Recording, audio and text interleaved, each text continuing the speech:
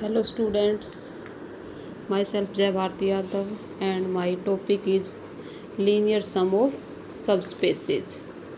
तो हम सबस्पेस पढ़ रहे थे, इससे नेक्स्ट आता है लीनियर सम। तो लीनियर सम को हम कैसे डिफाइन करेंगे, क्या होता है linear sum? If W1 and W2 are two subspaces, W1 और W2 क्या हैं? टू सबस्पेसेस हैं। सबस्पेसेस हम पहले पढ़ चुके हैं।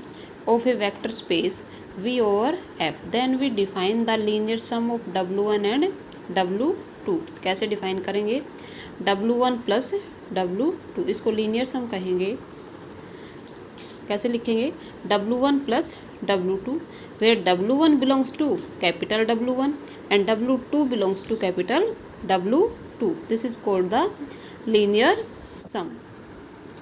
तो रिमार्क्स है, let small W1 belongs to capital W1 and 0 belongs to W2। therefore W1 को हम कैसे लिख सकते हैं? W1 plus 0, where small W1 belongs to capital W1 and 0 belongs to W2। तो W1 को हमने लीनियर सम में लिख दिया W1 प्लस 0।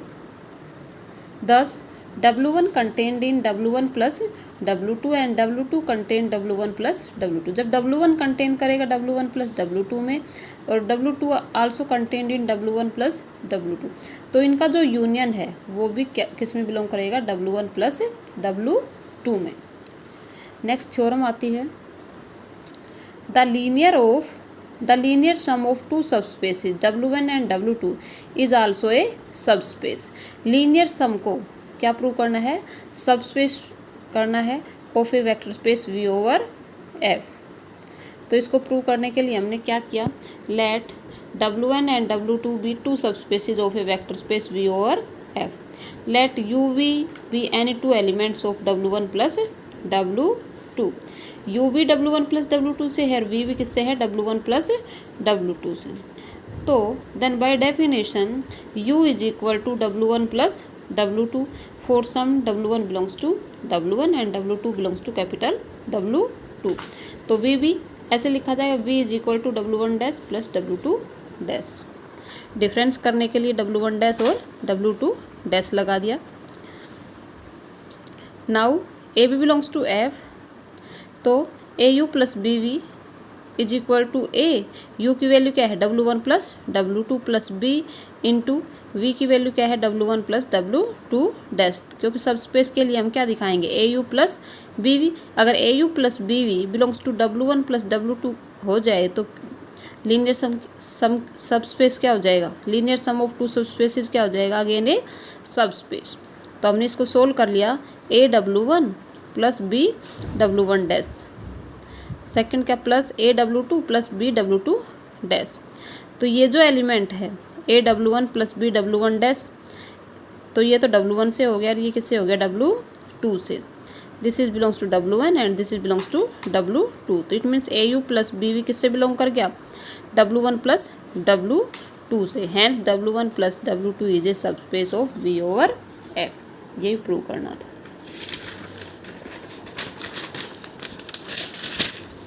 नेक्स्ट है subspace generated by a set. Subspace generated by a set तो कैसे करेंगे?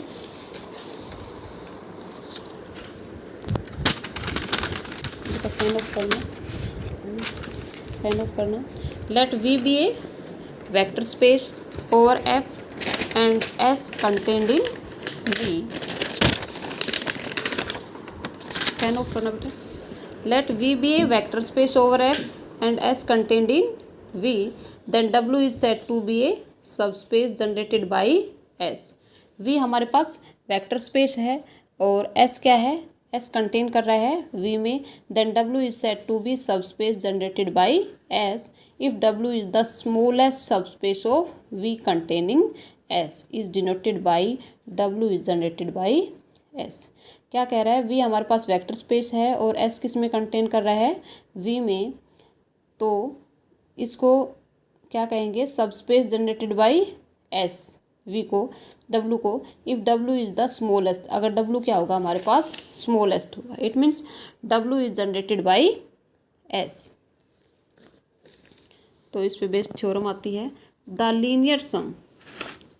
Linear sum of two subspaces W1 and W2 of a vector space V over F is subspace generated by the union of W1 plus W2। क्या prove करना हमें कि W1 plus W2 linear सम है, वो किससे जनरेट हो रहा है, generated by W1 union W2। It means W1 plus W2 को क्या दिखाना है, स्मॉलेस्ट सबस्पेस दिखाना है। ओके अब हमें ये पता है obviously W1 contained in W1 plus W2 and W2 contained in W1 plus W2। तो इनका union W1 union W2 contain किस में करेगा, W1 प्लस W2 में, रिमार्क्स में बताया था हमने। Since generated by W1 union W2 is the smallest subspace of V containing W1 union W2 and W1 plus W2 is a subspace containing W1 union W2। तो हम क्या लिख सकते हैं, W1 union W2 generated contained in W1 plus W2, this is first. फिर हमने let कर लिया, let U is equal to W1 plus W2 be any element of W1 plus W2। भाई U हमारे पास W1 प्लस W2 का form है, it means ये किसका एलिमेंट है, कैपिटल W1 प्लस W2 का, where W1 belongs to W1 and W2 belongs to W2। तो यहाँ से क्या हो गया, W1 W2 कहाँ से बिलोंग कर रहा है, W1 यूनियन W2 से। नाउ W1 प्लस W2 को कैसे लिख सकते हैं, 1 W1 प्लस 1 W2, कोई फर्क नहीं पड़ा। This implies U is equal to W1 plus W2 is a linear combination of the elements of W1 and W2. This is belongs to W1 union W2. It means U belongs to generated by W1 union W2. फिर इससे next आता है W1 plus W2 contained in W1 union W2. This is second। thus from first and second हमारे पास क्या आ जाएगा, W1 plus W2 is generated by W1 union W2। Next है direct sum of subspaces. A vector space V is said to be the direct sum of its two subspaces of W1 and W2 if every V belongs to V can be uniquely expressed as V is equal to W1 plus W2, where small w1 belongs to capital W1 and small w2 belongs to W2। तो direct sum को हम इस symbol से denote करेंगे,